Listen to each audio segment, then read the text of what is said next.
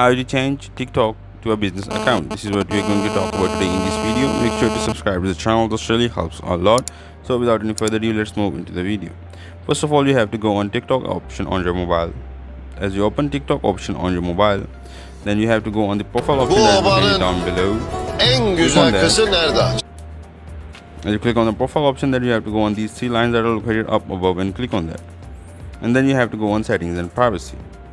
As you go on settings and privacy, then you will have an option of manage account. As you click on manage account option, then down here you will have an option of switch to personal account. As I am using a business account already, then I have the option of switch to personal account. If I have been using a business account, then I will be able to have a personal account. If I will be using a personal account, then I will be able to have a business account option over here.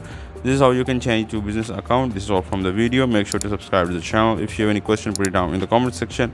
Also, don't forget to hit the like button. Thank you.